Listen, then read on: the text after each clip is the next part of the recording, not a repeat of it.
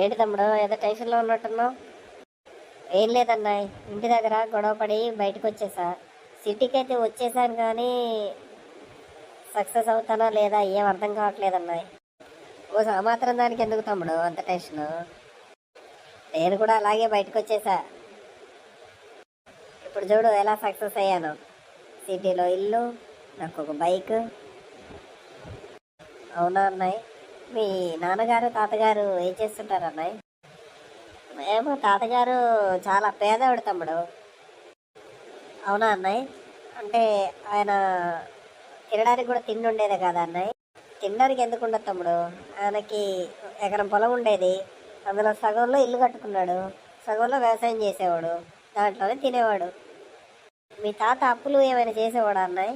లేదు తమ్ముడు, అప్పులు గట్రా ఏమీ లేవు, ఉన్న దాంట్లోనే అడ్జస్ట్ అయ్యేవాడు ఆయన. మరి నీ ఇల్లు ఎన్ని గజాల్లో ఉందన్నాయ్?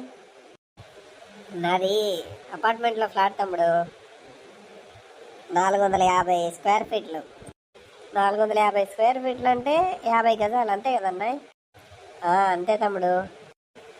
సిటీలో 450 ఎస్ఎఫ్టీ అంటే చాలా ఎక్కువే తమ్ముడు. ఇల్లుకి ఈఎంఐ ఏమైనా ఉందా అన్నాయ్? ఉంది తమ్ముడు, ప్రతి నెల 25,000 కడతాను ఈఎంఐ. మీ తాతకి ఆయన ఇంటి మీద ఏమైనా అప్పు ఉండేదా అన్నాయ్? ఏ తమ్ముడు, ఆయనకు అప్పులు గట్రా ఏమీ లేవు. నీ బైక్ కూడా ఈఎంఐ ఏనా అన్నాయ్? అవును తమ్ముడు, బైక్ కూడా 4,000 కడతాను మంత్లీ. అలా అయితే పేదవాడు మీ తాత కాదన్నాయ్, నువ్వు. అమ్మ బాబోయ్, నేను నమ్ముకొని సిటీలో ఉంటే నేను సంకనాగిపోతాను. నేను ఊరికి వెళ్ళి ఏదో ఒకటి చేసుకుంటాను తప్ప ఈ సిటీలో నేను బాయ్ అన్నాయ్.